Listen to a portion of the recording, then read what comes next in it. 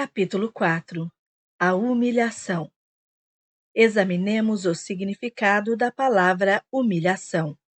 Ação ou efeito de humilhar-se, rebaixamento moral, aviltamento. Alguns de seus sinônimos são vexame, afronta, ultraje. Essa ferida começa a se manifestar ou despertar entre 1 e 3 anos de idade. Uso o verbo despertar para relembrar que minha teoria se baseia no fato de que antes de nascer já decidimos as feridas a serem curadas, embora não tenhamos mais consciência disso após o nascimento. A alma que vem extinguir essa ferida atrairá para si pais que a humilharão. Essa ferida está ligada principalmente ao mundo físico, do ter e do fazer. Ela desperta no momento do desenvolvimento das funções do corpo físico, período em que a criança aprende a comer sozinha, a ser aciada, a usar o banheiro, a falar, escutar e compreender o que os adultos lhe dizem, etc. O despertar da ferida se produz no momento em que a criança sente que um de seus pais tem vergonha dela quando ela está suja. Faz uma má criação, sobretudo em público ou em família. Está mal vestida, etc. Independentemente da circunstância que leva a criança a sentir-se aviltada, degradada, ultrajada ou envergonhada em termos físicos, a ferida é despertada e ganha amplitude.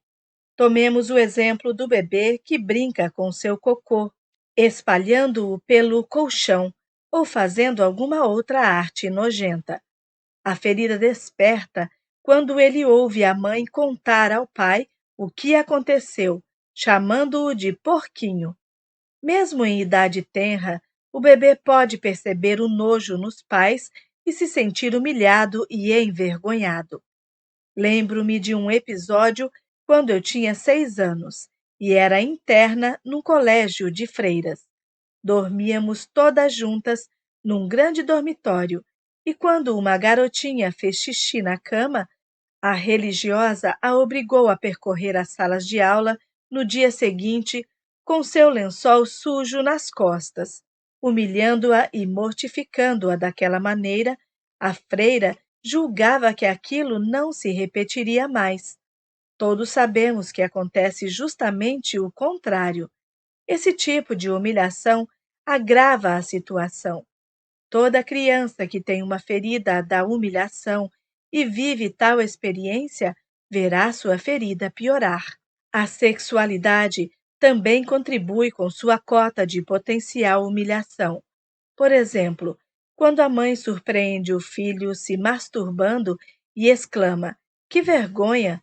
Isso não se faz!" O menino se sente mortificado, envergonhado e mais tarde terá problemas no campo sexual. Se a criança surpreende o pai ou a mãe sem roupa e percebe que ele ou ela está constrangido, pois fica procurando se esconder, aprende que se deve ter vergonha do próprio corpo. Essa ferida pode então ser vivida em diferentes domínios dependendo do que aconteceu entre 1 e 3 anos de idade. A criança, achando que não tem liberdade para agir ou se movimentar como quer no nível físico, se sente rebaixada e excessivamente controlada pelos pais. Por exemplo, um pai repreende e coloca de castigo o filho, que com a roupa limpa foi brincar na lama logo antes da chegada dos convidados. Se os pais contam o incidente aos convidados na frente da criança, a humilhação virá ainda mais forte. Esse comportamento pode levar a criança a acreditar que enoja seus pais. Sente-se então humilhada e tem vergonha do próprio comportamento. Em contrapartida, é frequente ouvir as pessoas contando todas as coisas erradas que fizeram quando jovens e adolescentes. É como se procurassem situações para reviver a humilhação. Ao contrário das outras 4 feridas vividas com um genitor específico ou com a pessoa que desempenhou esse papel, a ferida da humilhação é comumente vivida com a mãe. No entanto, pode ser vivida com o pai quando este exerce o controle e faz o papel de mãe, ensinando a criança a ser aciada, etc. É possível também que a ferida da humilhação esteja ligada à mãe no campo da sexualidade e do asseio, e ao pai no campo do aprendizado, da audição e da fala. Nesse caso, o acerto de contas teria de ser feito com os 2 pais. A criança que vive a humilhação forjará para si a máscara do masoquista. O masoquismo é o comportamento de uma pessoa que encontra satisfação e até prazer em sofrer. Em geral, ela procura a dor e a humilhação de maneira inconsciente. Ela se planeja para se machucar ou castigar antes que outro o faça. Embora eu tenha dito que a humilhação ou a vergonha que o masoquista vive se situa nos domínios do ter e do fazer, por vezes ele faz de tudo para conseguir ser como os outros gostariam que ele fosse, mas é o que ele faz ou não faz, ou o que tem ou não tem, que desencadeia a sua ferida da humilhação. Também observei que fazer e ter coisas se tornam meios para compensar a ferida. A partir de agora, quando eu utilizar o termo masoquista, lembre-se de que estou me referindo à pessoa que sofre de humilhação e que veste uma máscara de masoquista para evitar sofrer e viver a dor associada à humilhação. Repito o que escrevi nos capítulos anteriores. Uma pessoa pode viver uma experiência de vergonha ou de humilhação sem que a ferida da humilhação seja despertada. Por outro lado, uma pessoa masoquista pode viver uma experiência de rejeição e se sentir mais humilhada do que rejeitada. É verdade que os 5 tipos de pessoa mencionados aqui podem ter vergonha. Entretanto, parece que é a pessoa com a ferida da humilhação que a sente com mais regularidade. Devo esclarecer agora a diferença entre vergonha e culpa. Sentimos-nos culpados quando julgamos errado algo que fizemos ou deixamos de fazer. Temos vergonha quando nos consideramos incorretos com relação ao que acabamos de fazer. O oposto da vergonha é o orgulho. A partir do momento em que uma pessoa não sente orgulho de si mesma, ela sente vergonha, acusa a si própria e é levada a querer se esconder. Uma pessoa pode se sentir culpada sem ter vergonha, mas pode ter vergonha sem se sentir culpada. Na descrição física da máscara do masoquista, como este se julga sujo, sem coração, porco ou menor do que os outros, ele desenvolve um corpo grande, que lhe dá vergonha. Um corpo grande é diferente de um corpo musculoso. Um indivíduo pode pesar 20 quilos a mais que o seu peso normal e não ser gordo. Talvez tenha a aparência de uma pessoa forte.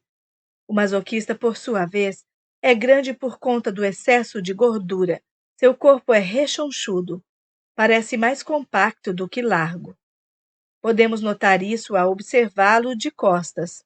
A pessoa forte é mais musculosa, com um corpo mais largo do que compacto, e vista de costas, não dá a impressão de ser gorda. Essa descrição se aplica tanto às mulheres quanto aos homens.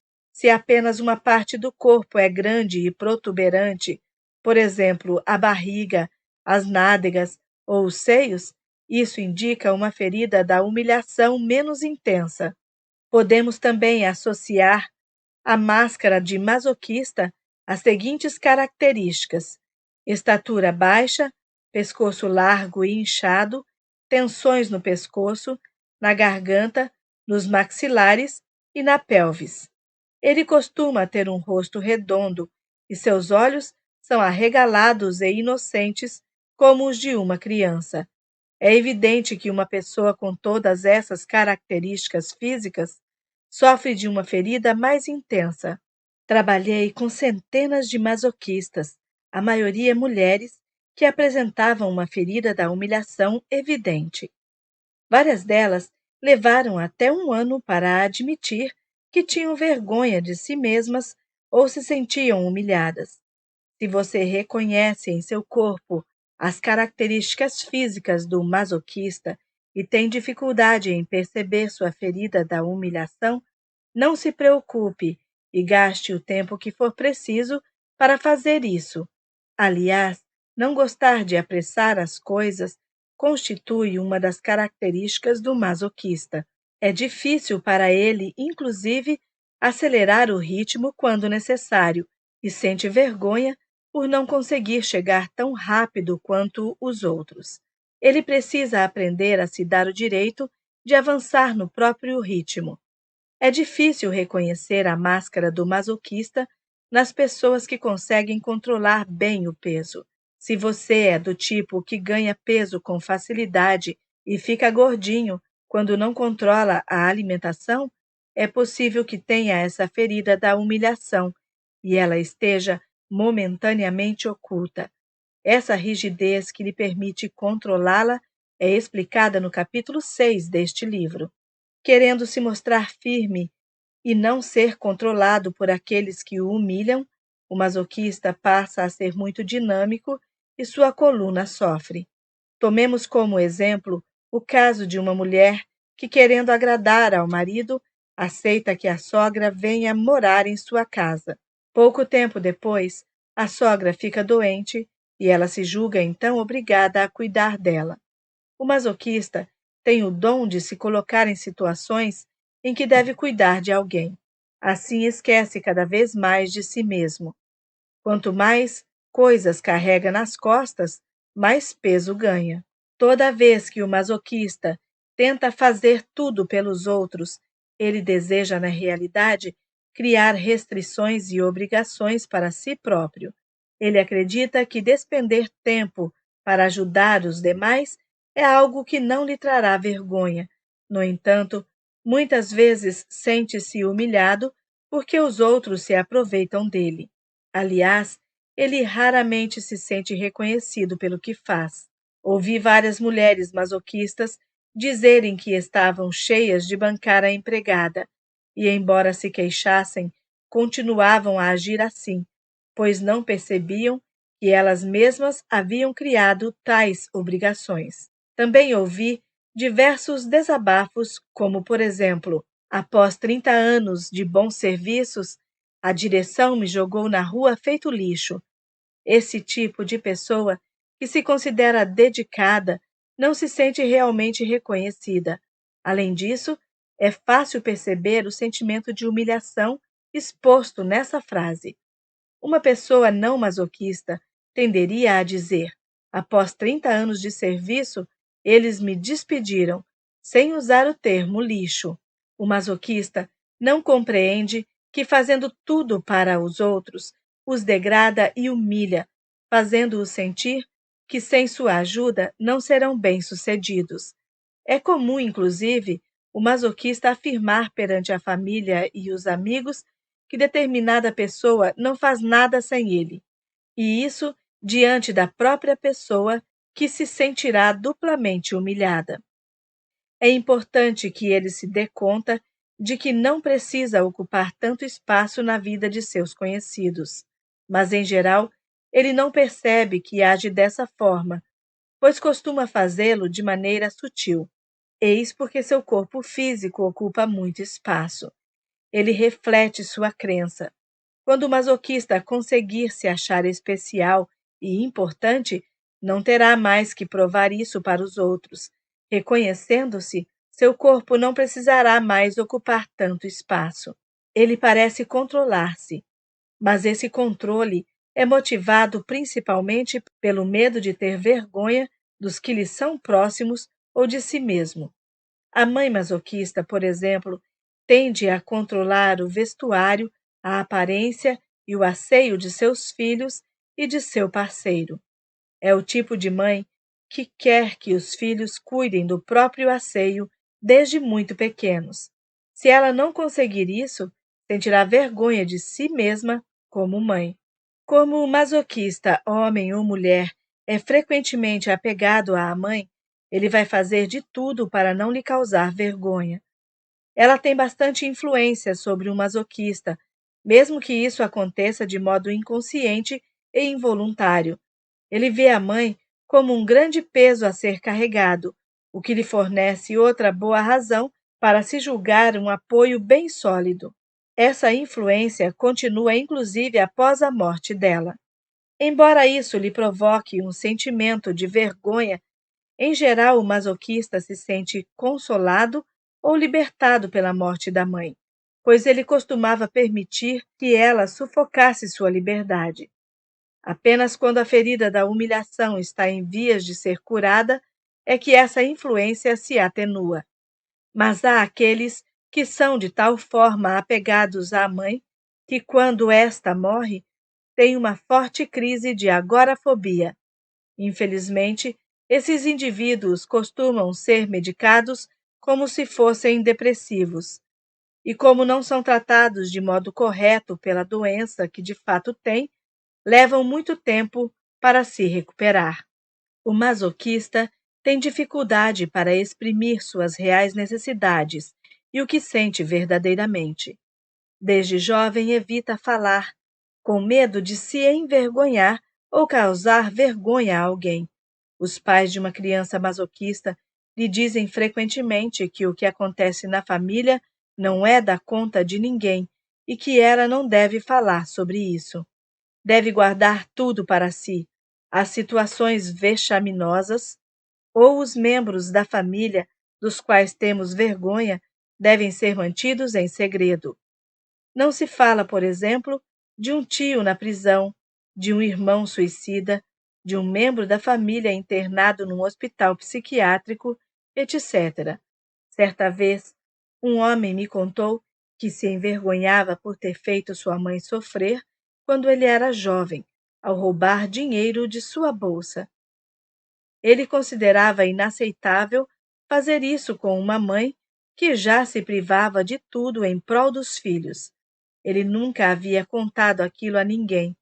Se pensarmos nas centenas de pequenos segredos, como esse que ele guarda dentro de si, compreenderemos por que esse homem tinha problemas na garganta e na voz.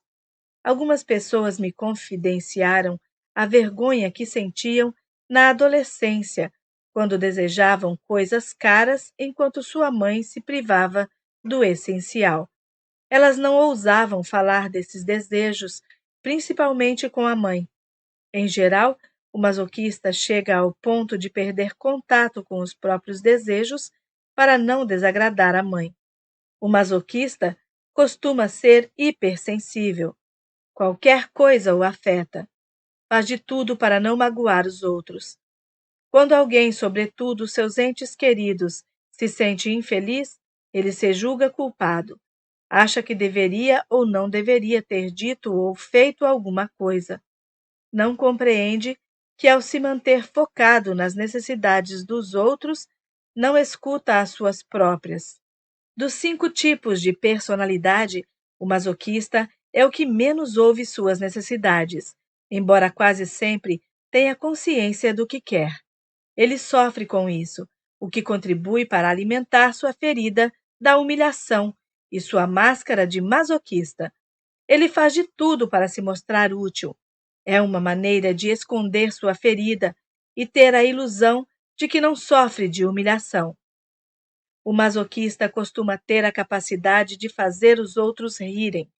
Ele é muito expressivo e engraçado contando histórias, e coloca-se como alvo do riso das pessoas. É uma maneira inconsciente de se humilhar e se rebaixar. Assim, talvez ninguém adivinhe que, sob as palavras que despertam as risadas, se esconde o medo da vergonha. A menor crítica feita a seu respeito o faz sentir-se degradado. Além disso, ele é um especialista em menosprezar a si mesmo. Vê-se muito menor e menos importante do que é na realidade. Para ele é inconcebível que os outros o considerem uma pessoa especial e importante.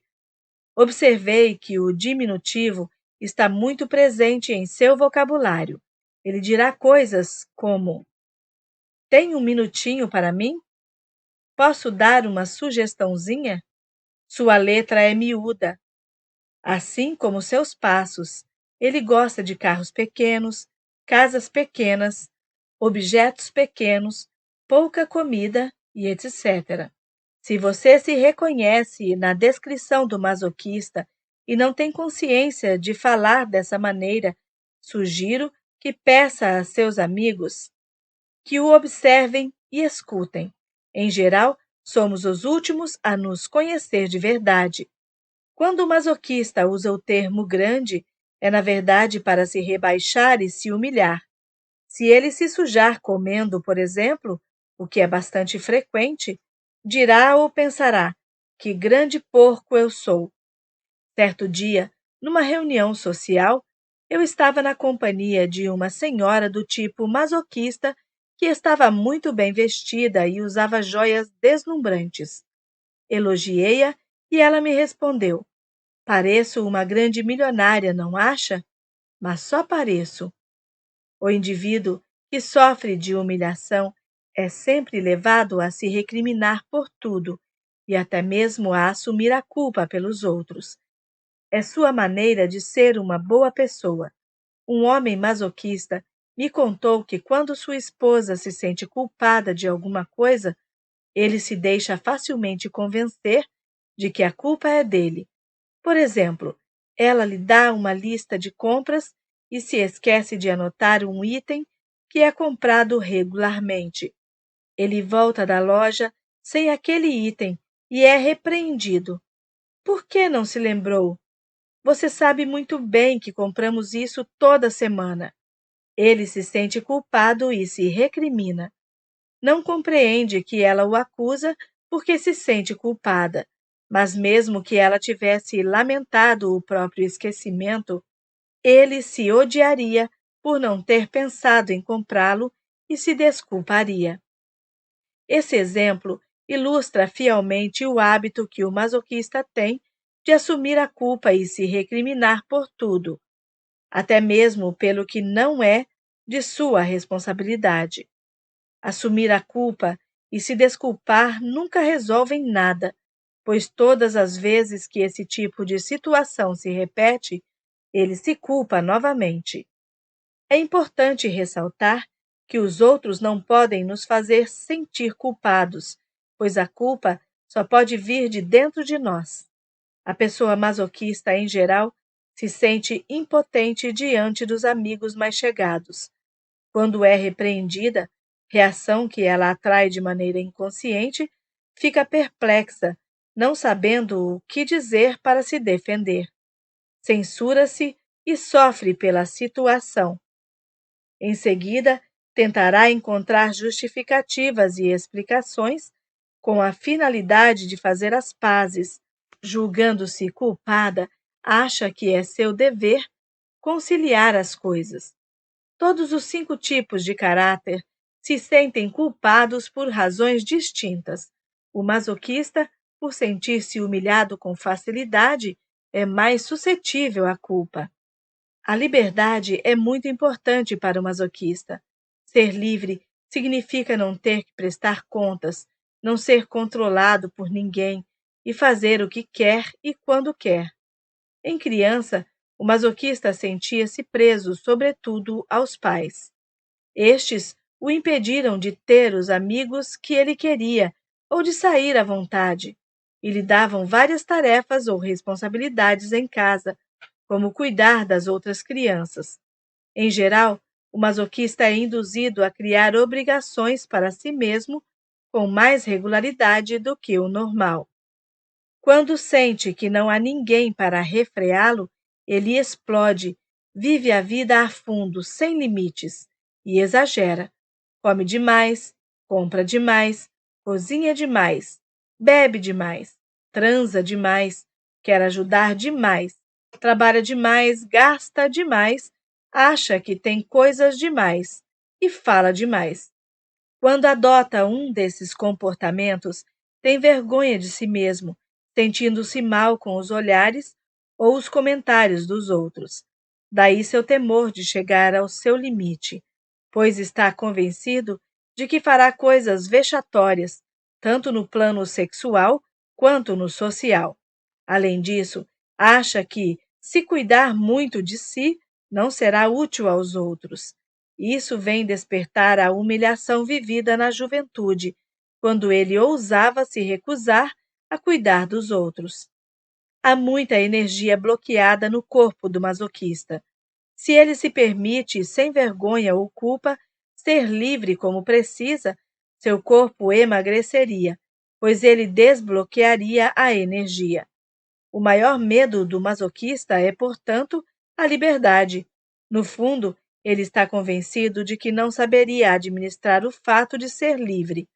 Logo, arranja inconscientemente um jeito de não sê-lo. Ele acha que fazendo as próprias escolhas não será controlado pelos outros, mas suas decisões costumam resultar no oposto, ou seja, em mais coerções e obrigações. Veja alguns exemplos de como isso acontece. O rapaz se sente na prisão dentro de casa, por conta de sua esposa controladora. Arranja então 2 ou 3 empregos extras à noite para escapar disso. Julga-se livre, mas na realidade não tem mais liberdade para se divertir e curtir o filho. A moça está solteira e, para se sentir livre, compra a própria casa. E não tem mais tempo livre para si, pois ficou sobrecarregada com tantas tarefas que a situação exige. O que o masoquista faz para se libertar em determinado domínio o aprisiona em outro. Além disso, ele cria diversas situações em seu cotidiano que o obrigam a fazer coisas que não correspondem às suas necessidades. Outra característica do masoquista é punir-se, julgando penalizar o outro. Uma mulher me contou que discutia muito com o marido, porque ele costumava sair com os amigos e não ficava com ela. Essas discussões terminavam com ela dizendo para ele: se não está satisfeito, a porta é ali. Ele rapidamente pegava o paletó e saía. E lá estava a mulher sozinha de novo. Julgando puni-lo, ela punia a si mesma, permanecendo sozinha em casa, enquanto o marido, feliz da vida, ia para a rua. Eis um bom método de alimentar sua parte masoquista. O masoquista também tem o dom de se castigar antes que outro o faça. Isso acontece principalmente quando ele tem vergonha de alguma coisa ou tem medo de ter vergonha perante outra pessoa. Ele tem tanta dificuldade em se proporcionar prazer que, quando se diverte em determinada atividade ou na companhia de alguém, culpa-se por estar feliz demais. O masoquista faz de tudo o que pode para que as pessoas não achem que ele desfruta das coisas boas. Quanto mais se acusa de ser assim, mais seu corpo ganha peso. Certo dia, uma jovem mãe me confessou: acho que sempre dou um jeito de não ter tempo de me proporcionar prazer ou de não sentir prazer no que faço. Ela acrescentou que à noite, quando o marido e os filhos veem um programa na TV, ela para um pouco ao lado deles e presta atenção. Quando gosta do programa, fica de pé assistindo. Não se permite nem se sentar, pois, segundo ela, ficaria com preguiça, e isso não faria dela uma boa mãe. O senso do dever é muito importante para as pessoas masoquistas. Muitas vezes, o masoquista é o intermediário entre outras 2 pessoas. Serve de amortecedor, o que é uma razão para criar uma boa camada protetora para si. A mãe masoquista intervirá, por exemplo, nas questões entre o pai ou o professor e as crianças, em vez de lhes ensinar a assumir suas próprias responsabilidades. No trabalho, o masoquista escolhe um cargo em que se vê obrigado a intervir para conciliar tudo e deixar todos satisfeitos. Sem assumir um papel assim, ele sentiria vergonha de não fazer nada pela felicidade dos outros. É possível ver no corpo do masoquista quanto ele está sobrecarregado. Ele sente dores na coluna e nos ombros arqueados. Podemos também perceber em seu corpo em que momento ele não consegue mais lidar com determinada situação. Temos a impressão de que sua pele está repuxada ao máximo, que não há mais espaço, que ele está comprimido. Se isso acontece com você, seu corpo está tentando lhe dizer que está mais do que na hora de começar a cuidar de sua ferida da humilhação, pois você não consegue mais suportar a situação. Ao contrário do que se poderia pensar, a aparência é importante para as pessoas masoquistas. Basta ver a maneira como algumas se vestem. No fundo, elas adoram as roupas descoladas e um visual moderno, mas como acham que devem sofrer, não se permitem isso. Quando uma pessoa masoquista se veste com roupas muito coladas ao corpo, deixando bem à mostra umas gordurinhas a mais, é sinal de que sua ferida é mais grave. Ela se faz sofrer mais. Quando começa a se permitir comprar roupas vistosas e de boa qualidade, do tamanho certo e do seu gosto, sabemos que sua ferida está no caminho da cura. O masoquista tem o dom de atrair para si situações capazes de humilhá-lo. Eis alguns exemplos. A mulher arranja um homem que não sabe se comportar em público quando bebe muito. A mulher arranja um parceiro que flerta com outras na sua frente. O homem arranja uma companheira mal educada, sobretudo diante de seus colegas de trabalho. O homem e a mulher têm o dom de sujar suas roupas quando se alimentam em público. O homem entorna comida na gravata e a mulher no peito. Ela dirá que seus seios grandes por vezes a atrapalham, mas na verdade não quer enxergar que atrai situações humilhantes e vexatórias para ajudá-la a descobrir sua ferida. Quantas vezes ouvi mulheres masoquistas me dizerem durante o almoço: que grande tonta eu sou! Ainda por cima me sujei. Quanto mais tentam limpar a mancha, mais ela parece aumentar. O homem passa um período desempregado e, quando vai dar entrada no pedido de seguro-desemprego, nota que um ex-colega ou conhecido o vê entrar na fila. Ele tenta se esconder.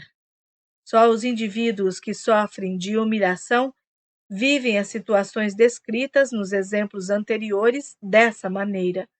Outras pessoas poderiam, na mesma circunstância, sentir-se rejeitada, abandonada, traída ou injustiçada. Lembre-se, não é o que você vive que o faz sofrer, mas sim sua reação ao que você vive, por causa de suas feridas não curadas. O nojo é um sentimento muito vivenciado pelo masoquista. Ele tem nojo de si mesmo ou de outras pessoas. Ele cria situações em que sentirá nojo e sua primeira reação será rejeitar aquilo que lhe dá repulsa. Conheci várias pessoas masoquistas que tinham nojo dos pais. Uma mãe suja, muito gorda, preguiçosa ou vulgar. Um pai alcoólatra e fumante inveterado, que cheirava mal ou saía com as más companhias ou outras mulheres.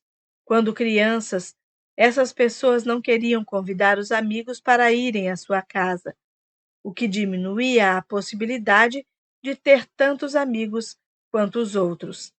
Para mostrar até que ponto o masoquista tem dificuldade para estar em contato com suas próprias necessidades, é muito comum vê-lo fazer pelos outros o que não faz por si mesmo. Eis alguns exemplos. O homem ajuda o filho a pintar seu apartamento, mas não encontra tempo para realizar essa tarefa na própria casa. A mulher deixa a casa um brinco para os convidados, mas quando está sozinha, não age da mesma forma. Ela julga não merecer aquilo. A mulher que gosta de estar bem arrumada e se veste bem na presença dos outros, mas sozinha anda em farrapos. Se alguém chega inesperadamente, ela sente vergonha e tem vontade de se esconder. O ser humano faz de tudo para não ter consciência do sofrimento, pois tem muito medo de sentir a dor associada à sua ferida. O masoquista faz isso tentando ser digno a todo custo. Utiliza bastante as expressões ser digno ou ser indigno. Ele acredita que não merece, por exemplo, ser amado ou reconhecido. Dessa forma, supõe que não é digno de ser feliz, só de sofrer. Tudo isso se desenrola, em geral, de maneira inconsciente. Na esfera da sexualidade, o masoquista também enfrenta dificuldades em virtude da vergonha que sente. Com todos os tabus transmitidos na educação sexual das crianças, é normal que a pessoa que se envergonha com facilidade seja influenciada pelas noções de pecado, indecência e sujeira ligadas à sexualidade. Tomemos como exemplo o filho de uma mãe que engravidou na adolescência. Se essa gravidez gerou vergonha, a criança terá sua ferida despertada muito cedo, tão cedo que ela se tornará um adulto com uma ferida mais pronunciada. Desde a concepção, ela terá uma imagem deturpada do ato sexual. Sei que em nossos dias a sexualidade é muito mais livre do que antes, mas não se deixe enganar por isso. A vergonha sexual, transmitida de geração em geração, só será resolvida quando a ferida da humilhação for curada. Constatei ao longo dos anos que a maioria dos indivíduos que sofre de humilhação faz parte de famílias cujos membros têm problemas sexuais. Não foi à toa que todas essas almas se atraíram. A garota masoquista tende a se reprimir sexualmente, em geral para não causar vergonha à mãe, que costuma ser controladora a esse respeito. A adolescente aprende que o sexo é nojento e mais tarde terá de trabalhar sua mente para conseguir se livrar dessa crença. Certa vez, uma menina de 14 anos me contou que morreu de vergonha quando deixou um menino beijá-la e tocá-la. No dia seguinte, na escola, tinha a impressão de que todo mundo olhava para ela, sabendo o que ela fizera. Quantas adolescentes se sentem humilhadas no momento da chegada da primeira menstruação e do despontar dos seios? Algumas tentam, inclusive, comprimir os seios quando os acham grandes demais. O garoto adolescente masoquista sente-se igualmente controlado no nível sexual. Morre de medo de ser surpreendido se masturbando. Mas, quanto mais vergonhoso lhe parece o gesto, mais ele é impelido a repeti-lo. Atrairá, assim, situações humilhantes e vergonhosas com seus pais e amigos na esfera sexual. A humilhação é mais forte, em geral, entre mães e filhas. Se uma pessoa acha o sexo vergonhoso e sujo, tende a atrair o assédio e os abusos, sobretudo durante a infância e a adolescência. Sentirá tanta vergonha que não ousará falar disso com ninguém.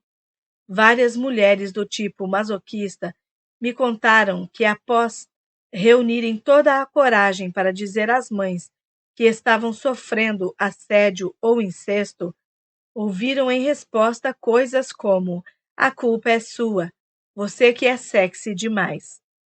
Quem manda provocar?" Ou "Com certeza você fez alguma coisa para isso acontecer." Esse tipo de reação materna só faz intensificar o sentimento de humilhação, vergonha e culpa da filha. Quando uma mulher adota uma grande proteção sob a forma de excesso de gordura em torno dos quadris, nádegas e barriga, ou seja, na região sexual, podemos presumir um medo com relação à sexualidade, causado pelos abusos de que foi vítima. Não surpreende ver tantas meninas adolescentes e cada vez mais meninos começarem a engordar no momento em que o impulso sexual se manifesta com mais intensidade.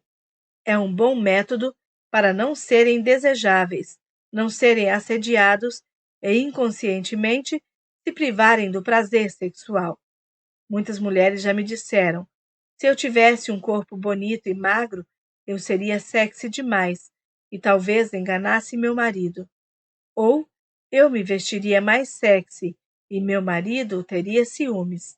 Constatei que a maioria das pessoas gordas, homens e mulheres, são muito sensuais. As pessoas masoquistas não são apenas sensuais, são sexuais. Fariam amor com frequência se fossem capazes de dedicar um tempo a reconhecer suas verdadeiras necessidades nesse domínio, como em muitos outros, aliás. Ouvi diversas vezes mulheres dizerem que, quando sentem desejo de fazer amor, não ousam comunicar a seus parceiros. É inconcebível, segundo elas, importunar o outro com seu próprio desejo. O homem masoquista tampouco tem o tipo de vida sexual que deseja. Ou é muito tímido frente ao sexo, ou obcecado por ele. Pode ter dificuldades de ereção ou sofrer de ejaculação precoce. Quando uma pessoa masoquista se dá o direito de gostar de sexo e encontra o parceiro com quem poderia se sentir à vontade, ela tem dificuldade de se entregar completamente. Sente vergonha de expor o que aprecia no sexo e de se permitir produzir sons, por exemplo, para mostrar a que ponto gosta daquilo. A confissão exigida pela religião foi igualmente fonte de vergonha para aqueles obrigados a isso em sua juventude, mais especialmente para a adolescente compelida a expor sua vida sexual a um homem. No passado, as pessoas deviam, inclusive, confessar seus maus pensamentos. Imagine a dificuldade, principalmente para uma adolescente do tipo masoquista, de confessar ter feito amor antes de se casar. As mais religiosas morriam de vergonha perante Deus, pois consideravam inaceitável decepcioná-lo e achavam humilhante ter de contar aquilo a um padre. Essa humilhação deixa uma marca profunda, que leva anos para desaparecer. Também é um grande esforço para o homem e a mulher masoquistas despir-se diante de um novo parceiro. Temem sentir vergonha, embora no fundo sintam enorme prazer de passear nus quando conseguem se conceder esse direito. Sendo pessoas sensuais, tanto podem achar o sexo sujo, como desejar ser ainda mais sujos em sua sexualidade. Isso talvez seja difícil de compreender para alguém que não é do tipo masoquista, mas os que o são compreendem.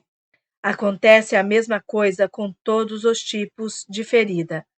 Compreende melhor quem vive aquela mesma experiência. Consequentemente, a ferida da humilhação afeta nossa maneira de nos comunicar.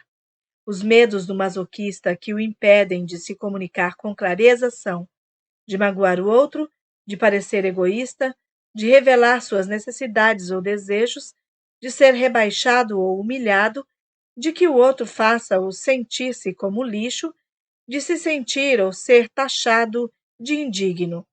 Reconhecer-se nesses medos é um bom meio para descobrir que você não está sendo você mesmo e que é sua ferida da humilhação que prevalece. Eis algumas indisposições e doenças que podem se manifestar no masoquista. Dores na coluna. Dores na coluna e sensação de peso sobre os ombros são muito frequentes, pois ele carrega muito peso nas costas. Sua dor na coluna deve-se principalmente a seu sentimento de falta de liberdade. A base da coluna é afetada quando o mal está ligado às coisas materiais e a parte superior ao domínio afetivo. Problemas respiratórios. Ele pode sofrer desse problema caso se deixe sufocar pelos problemas dos outros. Problemas físicos. Problemas nas pernas e nos pés, como varizes, entorses e fraturas, são frequentes. Devido ao medo de ficar inválido, ele termina por atrair problemas físicos que o impedem de se mover. Fígado. É comum ele sofrer de problemas no fígado, pois é do tipo que filtra a raiva, a sua própria e a dos outros. Garganta. Laringites e anginas são problemas que o masoquista enfrenta, pois ele costuma reprimir o que tem a dizer e, sobretudo, o que deseja pedir. Tireoide. Quanto maior sua dificuldade em ter consciência de suas necessidades, maior a probabilidade de problemas na tireoide. Problemas dermatológicos. O fato de não saber escutar suas necessidades provoca frequentemente comichões na pele. Sabemos que a expressão "isso me dá uma coceira" significa "tenho muita vontade de", mas o masoquista não se permite isso, uma vez que seria vergonhoso querer se proporcionar prazer. Hipoglicemia e diabetes. Outro problema físico que pude observar nas pessoas masoquistas é o mau funcionamento do pâncreas, o que provoca hipoglicemia e diabetes. Essas doenças se manifestam nas pessoas que têm dificuldade de ter prazer ou nas que o aceitam, mas se sentem culpadas. Problemas cardíacos. O masoquista é predisposto a problemas cardíacos, porque não se ama o suficiente. Ele não se julga importante o bastante para desfrutar do prazer. A região do coração no ser humano tem um elo direto com a alegria de viver e a capacidade de se proporcionar prazer. Intervenções cirúrgicas. Por causa de sua crença no sofrimento, não é raro ver um masoquista passar por diversas cirurgias. Se você estiver com um ou vários desses problemas físicos, há fortes chances de que eles sejam causados pelo comportamento ligado à sua máscara de masoquista. Essas doenças podem se manifestar em pessoas com outras feridas, mas parecem muito mais comuns nas que sofrem de humilhação. Em relação à alimentação, o masoquista é frequentemente extremista. Ou come feito um glutão, ou só engole pequenas porções para fingir para si mesmo que não come muito e não sentir vergonha. Em contrapartida, ingere diversas pequenas porções, o que somando significa muito. Tem momentos de bulimia em que comerá às escondidas, sem, no entanto, se dar conta do que está comendo. É do tipo que come de pé, junto à bancada da cozinha, por exemplo. Assim, tem a impressão de não ter comido tanto quanto se estivesse se dado o tempo de sentar-se à mesa. Tem preferência pelos alimentos ricos em gordura. Em geral, sente-se muito culpado e tem vergonha de comer praticamente qualquer coisa, inclusive o que engorda, como chocolate. Uma participante de uma oficina que ministrei me contou que, quando está na fila do mercado, prestes a pagar, olha todas as bobagens que colocou no carrinho e tem vergonha do que as pessoas em volta podem pensar. Fica convencida de que a consideram uma baleia. O fato de achar que come demais não ajuda a pessoa masoquista a controlar o peso, pois, como se sabe, nossas crenças sempre se realizam. Quanto mais ela pensa e se sente culpada por ter comido demais, mais a comida ingerida a faz engordar. Se uma pessoa absorve uma grande quantidade de alimentos e não ganha peso, é porque não tem a mesma atitude interior, a mesma crença. Os cientistas dirão que essas duas pessoas têm um metabolismo diferente. Os indivíduos podem, de fato, ter um metabolismo ou um sistema glandular diferente que pode afetar o corpo físico, mas continuo convencida de que é o sistema de crenças que determina o tipo de metabolismo, de sistema glandular ou de sistema digestivo de uma pessoa e não o contrário. O masoquista busca recompensa na comida. É sua tábua de salvação, sua maneira de se gratificar. Quando começar a fazer isso por outros meios, sentirá menos necessidade de recorrer ao alimento. Ele não deve se odiar por esse comportamento, pois foi o que o salvou e o ajudou a sobreviver até aqui. Segundo as estatísticas, 98% das pessoas que seguem um regime para emagrecer recuperam o peso perdido. Você já notou que a maioria dos que desejam emagrecer afirma querer perder peso? Ora, é da natureza humana querer recuperar aquilo que perdeu. Eis porque seria preferível dizer eliminar em vez de perder peso. Pude observar que, após diversos regimes, as pessoas que perdem e recobram peso com muita frequência têm muito mais dificuldade de tornar a perder e cada vez mais facilidade de ganhar peso. O corpo físico parece cansar-se do trabalho exigido. É preferível aceitar seu corpo e trabalhar a ferida da humilhação, tal como indicado no último capítulo deste livro. Para se tornar mais consciente de sua ferida de humilhação, o masoquista deve compreender a que ponto tem vergonha de si mesmo ou das outras pessoas.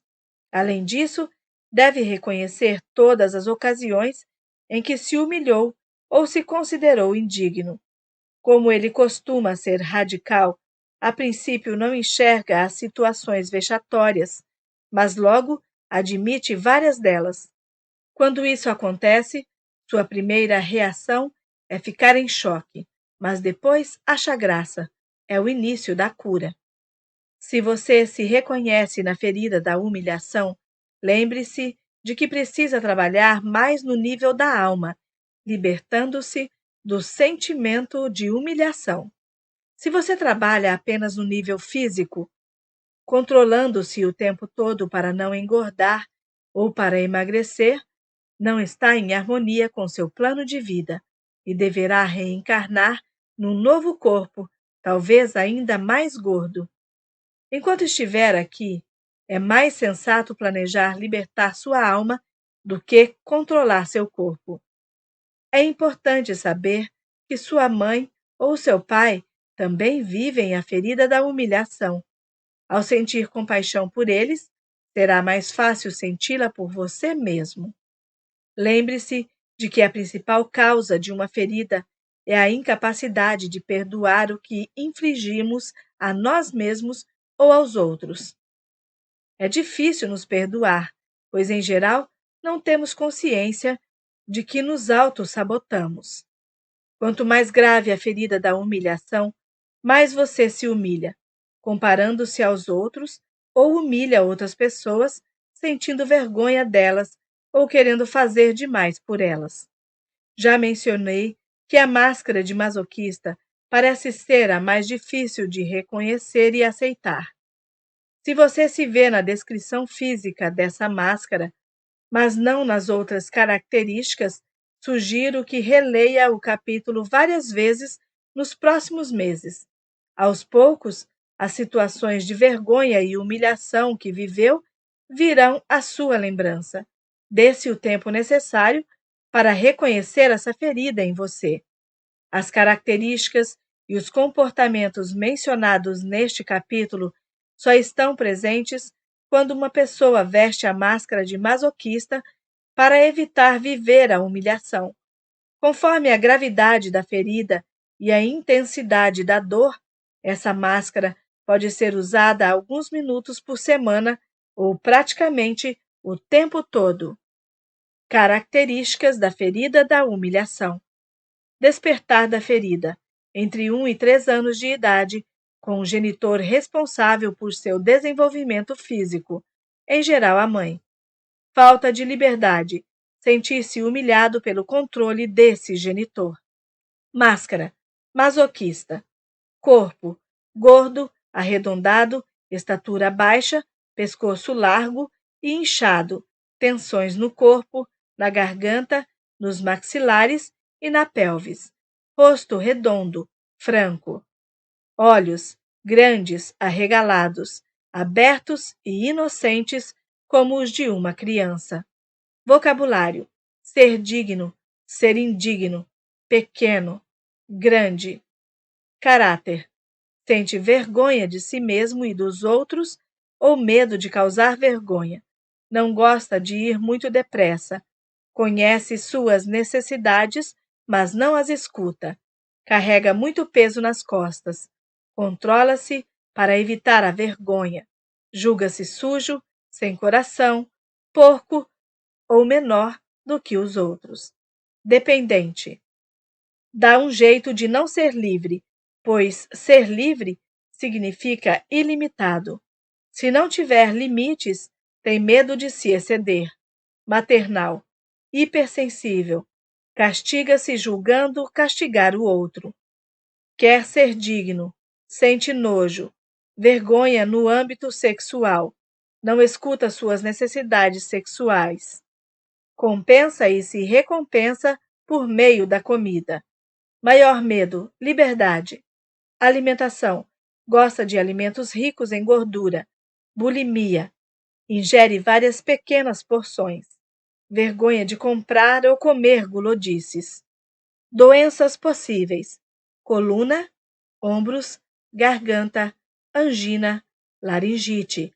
Problemas respiratórios: pernas, pés, varizes, entorses, fraturas, fígado, tireoide, comichões na pele, hipoglicemia, diabetes, coração.